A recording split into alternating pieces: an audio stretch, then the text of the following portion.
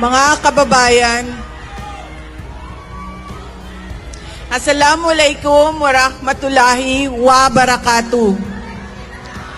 Madayaw ug maayong gabi kaninyong tanan. Magandang gabi sa inyong lahat. Una na sa lahat, ialay natin ang pasasalamat sa Diyos para sa araw na ito. Pangalawang pagpapasalamat ay sa inyong lahat na nasa ilalim ng ulan, gutom, walang ayuda,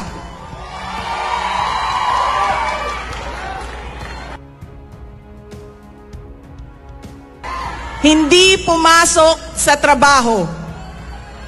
Ngunit ibinigay ninyo ang panahon para sa aming lahat ngayong gabi. Maraming salamat sa inyo. Ang susunod na pagpapasalamat ay sa PDP dahil binigyan nila ako ng pagkakataon sa rally nila ngayon. Maraming salamat sa inyo. Ang sunod na pagpapasalamat ay mula kay Pangulong Rodrigo Duterte. Sa inyong pagmamahal, sa inyong patuloy na suporta at pagdarasal na siya ay maibalik dito sa ating bayan. Maraming salamat. Ang susunod na pagpapasalamat ay mula sa akin, sa patuloy ninyo na suporta sa akin at sa aking mga kasamahan sa opisina ng Pangalawang Pangulo. Maraming salamat. At ang huling pagpapasalamat ay mula sa akin.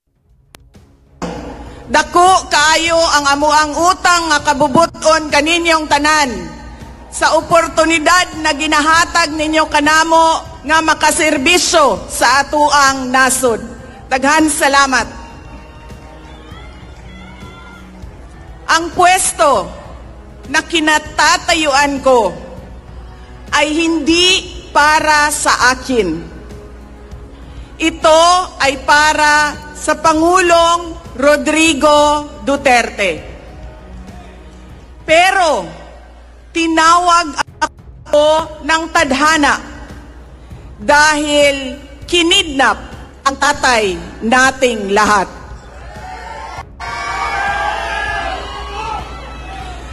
Sa pagkakataong ito, nakatayo ako sa entablado at humaharap sa inyo, hindi bilang kandidato. Ako si Inday Sara, isang botanteng nagmamahal sa ating bayan at natatakot para sa ating kinabukasan.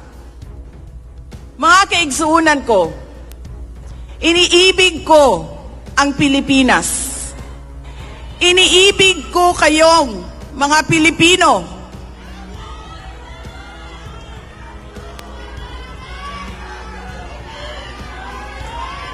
I love you too.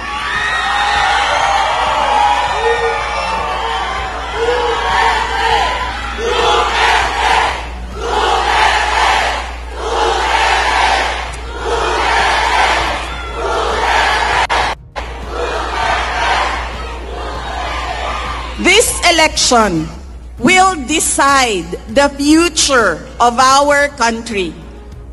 Ang boto ninyo ang magbibigay katiyakan kung maituloy ang pagbabago o tuloy-tuloy na lang tayo sa kapahamakan.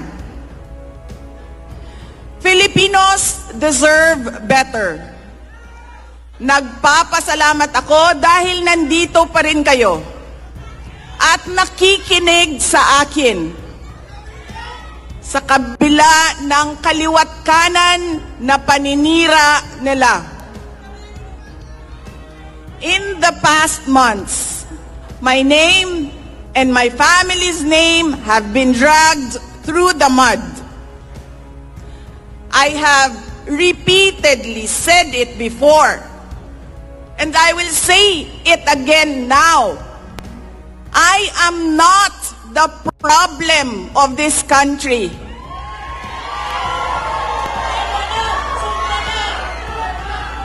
Hindi ako ang problema ng Pilipinas.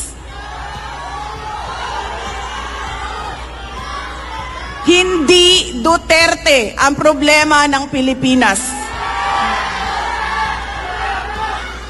Sino nga ba ang tunay na makikinabang kung tuluyan ng burahin sa mundo ang pamilyang Duterte? Hindi ang mga Pilipino. Lalo nang hindi makikinabang ang mga biktima sa krimen, mga walang trabaho, mga naghihirap, o maging ang mga nagugutom. What we are witnessing is a systematic demolition job against political opponents that once dared to put the country first, even if it meant going against the most powerful interests in our homeland. Sa kasamaang palad, iniluklok natin ang isang leader na walang kakayahang maintindihan ang tunay na kalagayan ng mga Pilipino. At higit sa lahat, hindi kayang magdesisyon para sa kapakanan ng sambayanan. Pinagbabayaran natin ngayon ang pagpili ng maling leader. Nakikita natin ang lantaran at walang pakundangang paglabag sa ating saligang batas. Pinamumunuan din tayo ngayon ng isang taong patuloy pa rin tumatanggi, sumailalim sa isang pampublikong hair follicle drug test.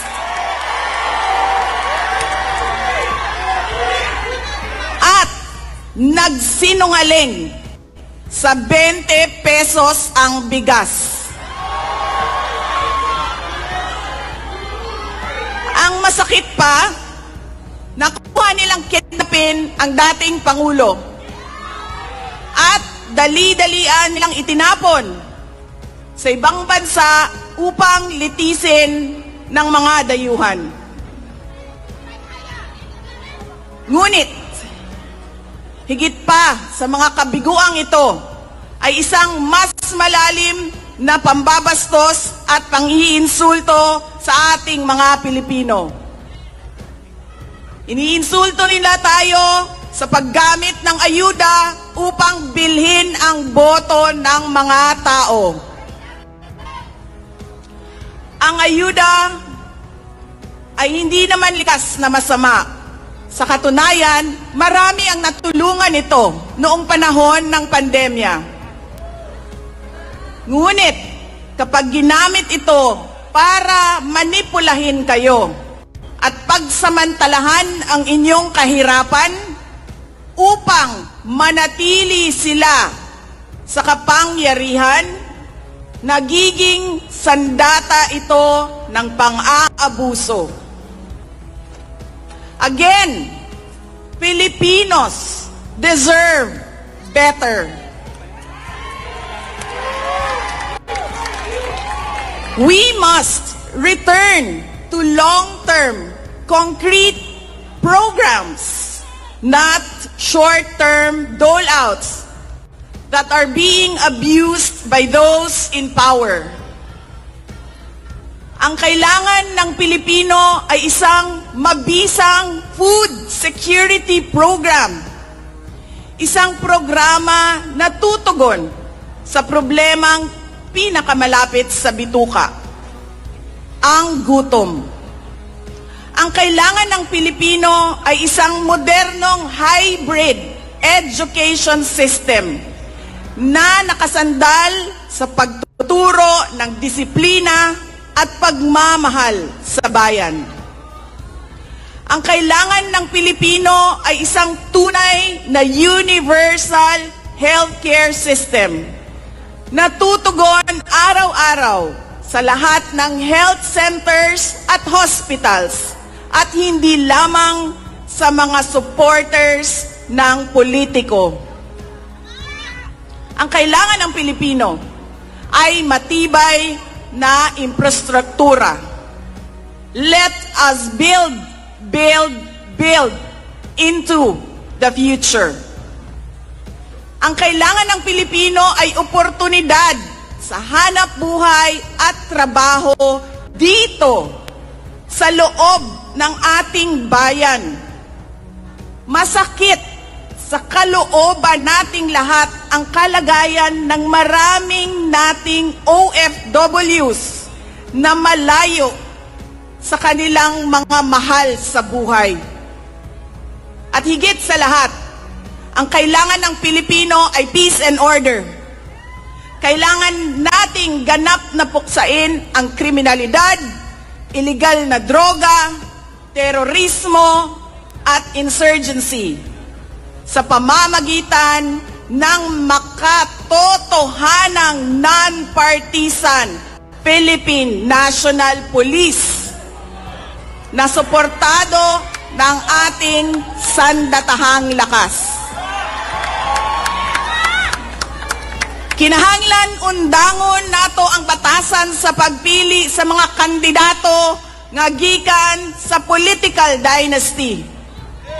Kining mga sikat nga apelido nga magsayaw-sayaw ra og magkanta sa atubangan. Igo ra magpakatok, undangon ang mga party list na gipanag-iya sa mga dato. Undangon ang mali na pagpili sa atong mga opisyales. Undangon ang budol o pagpamakak. Kailangan natin mag-vote straight sa mga taong magtutuloy ng nasimulan ni Pangulong Duterte. Idiretso natin ang boto. Number 38, Rodante Marcoleta. Number 10, Jimmy Bondoc. Number 56 sa balota, Attorney Vic Rodriguez. Number 22, Bato de la Rosa. Number 28, Bongo. Number 53, Apollo Kibuloy. Number 34, Raul Lambino. Number 30, J.V. Hinlo. Number 58, Philip Ipe Salvador. At number 42, Doc Marites Mata. Alam ko, hindi kayo matutuwa. Pero iboboto ko si Amy Marcos. Siya ang naglakas loob na buksan ang investigasyon sa pagdukot ng pamahalaan ng isang Pilipino dito sa bayan para ihatid sa mga dayuhan.